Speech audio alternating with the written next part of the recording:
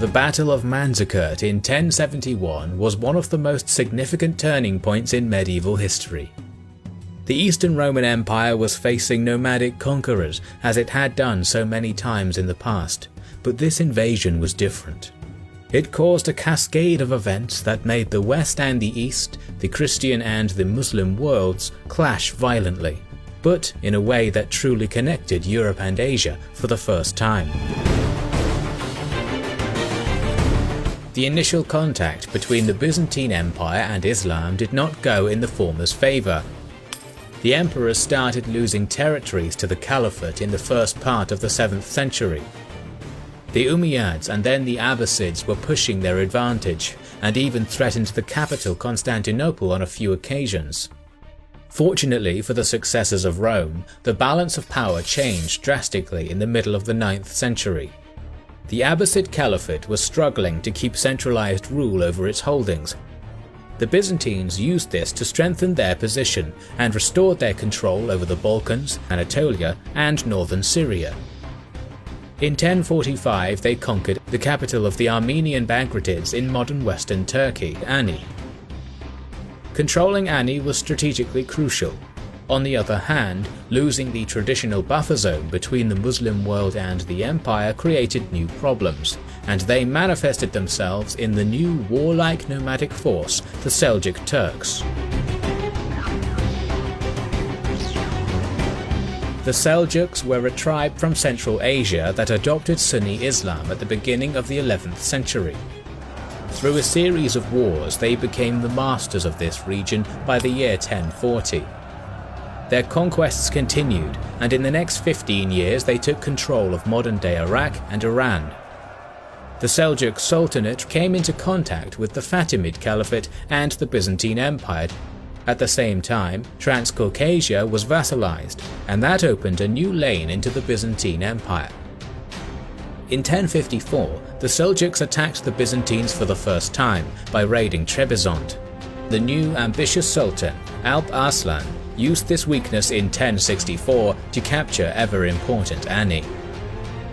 The empire's defensive strategy relied on a chain of fortresses stretching from the Caucasus to Syria. The fall of Ani opened up territory from Kars to Edessa, and shortly after the fortresses of Malazgirt and Alat near Lake Van were conquered, becoming operational bases for future invasions. In 1067, Antiochia, Melitene, and Caesarea were razed by the Seljuks. The gates to Anatolia were now wide open. Emperor Constantine of the Doukas dynasty passed away in 1067.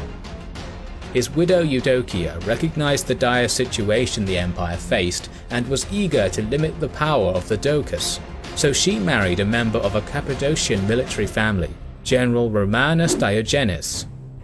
The new emperor was anxious to drive the Seljuks away and even planned to take Iran, Iraq, and Syria. In March of 1068, Romanos amassed a new army and marched towards Caesarea.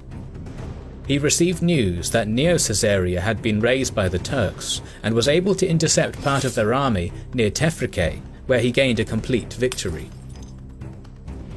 By 1069 the situation started to get out of hand, as a new raiding army attacked Melitene and then Iconium, deep in Byzantine territory. Romanos knew that he had to end the problem and started gathering a large force. At the same time, Alp Arslan was fighting against the Fatimids across the Levant. The Sultan was not sure that he could fight on two fronts, so he sent an emissary to the Byzantines. The Seljuks promised to stop their raiding, but the Sultan was not able to control every vassal tribe, so minor raids continued. Romanos kept recruiting troops and adding new mercenaries to his force. Historical sources diverge wildly from the very modest 40,000 to the fantastic 400,000, but it doesn't seem possible that he could have gathered more than 100,000. 20,000 troops stayed in Constantinople and Thrace, as the empire was also at war with the Normans of Sicily, making an attack on its Balkan holdings possible. The Byzantine army was truly multinational, as it included Normans, Cumans, Bulgars, Syrians, Armenians and Slavs. Serving in the Byzantine army was both prestigious and profitable, so emperors were able to choose from the best the medieval world had to offer. In February of 1071, Romanos sent an emissary to Alp Arslan to renew the treaty, and as the latter was besieging Fatimid-controlled Aleppo, he happily agreed. However, the emperor's plan was more cunning, and he embarked on the campaign against the Seljuks in March, which probably means that his ambassadors were spies judging the strength of Alp Arslan's army. The Byzantine emperor planned to take control of Seljuk fortresses near Van to stop future raids. In July, Romanos reached Theodosiopolis. The Sultan learned that a significant Byzantine force was on the move towards strategic Malazgirt and Alat. He abandoned the siege of Aleppo and moved into modern-day Iran, where 10,000 warriors joined his army. This swift movement allowed Alp Arslan to hide from the Byzantine scouts and travel via a route unknown to them. Romanos ignored his general's advice to await reconnaissance on Seljuk forces and moved towards Malazgirt. The emperor divided his army and sent 30,000 to defend the passage to the west of Lake Van, as that was the direction from which he expected the Seljuks to counterattack. He was sorely mistaken. Alp Arslan used his army's mobility and advantage in scouting to move around the eastern banks of Van. The mountains to the north of the lake helped cover this maneuver, and he was able to attack the secondary Byzantine force from the north. We don't know much about this short battle near Alat, but it seems that the Byzantines were surprised, as they expected the attack from the south and their positions were not suited to defend against an attack from another direction. As Seljuk spies were able to spread the news that the emperor's army was already defeated, the Byzantine force near Alat began its retreat to central Anatolia despite not suffering many losses. Meanwhile, Romanos took Malazgirt on the 23rd of August and began moving towards Alat. The Byzantines still suffered from a lack of reconnaissance, while Alp Arslan was informed about the fall of Malazgirt. On the 24th of August, the Seljuks destroyed a few Byzantine units sent to scout ahead. Alp Arslan again moved around the mountain to get a battlefield more favourable to his cavalry-heavy army. The two forces finally encountered each other on the 25th of August. Sources claim that the Seljuk Sultan sent envoys to negotiate a peace, but Romanos was confident in his numbers and also thought that his secondary force would soon return and help surround the enemy. So the emperor stated that he would talk peace only in the Seljuk capital of Rey. Romanos sent a messenger to the Second Army with an order to attack the next day and ordered his forces to build camp fortifications. Seljuk horse archers harassed this camp throughout the night. On the next day, Romanos formed up his army to begin the battle. The 50,000-strong Byzantine force was divided into four groups. The Varangian Guard and Armenians were in the centre under the emperor's command. Turkic, Syrian and European mercenaries formed the flanks, while the Byzantine feudal levy, led by Andronikos Doukas, were in reserve, with orders to support the position that was put in the most danger. The Seljuk army had only around 30,000 troops.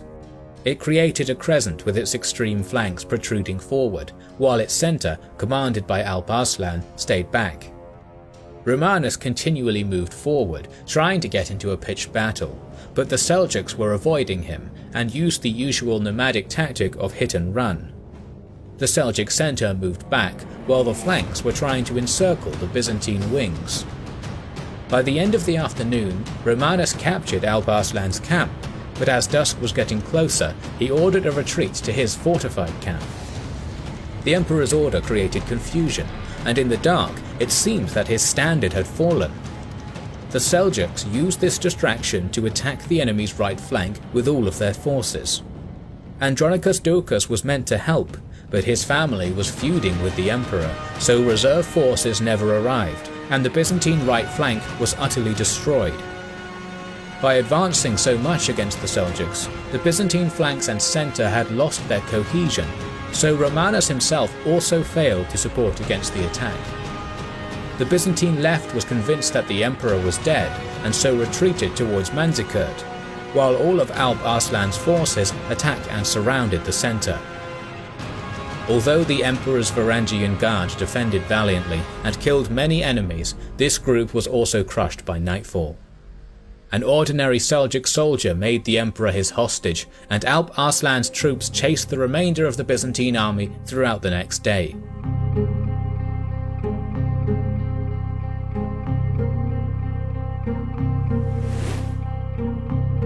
Sources claim that after the symbolic humiliation of Romanos, Alp Arslan treated the emperor with kindness. They signed a peace treaty in which Antioch, Edessa, Hierapolis and Malazgirt were to be surrendered to the Seljuks, and the emperor promised to pay 1.5 million gold pieces in reparations right away, and 360,000 gold pieces annually. Both sides agreed to a dynastic marriage between the sultan's son and the emperor's daughter. A few days after the battle, Alp Arslan released Romanos with gifts and an honorary escort. However, the Ducas family had already installed a new emperor, and in a short civil war in 1072, Romanos was defeated and blinded, and soon after died from his wounds. Alp Arslan passed away shortly after, but his descendants managed to take control of most of Anatolia in the next 2 decades. The Seljuk conquests brought the Byzantine Empire to the brink of collapse, and sparked the Crusades from Western Europe.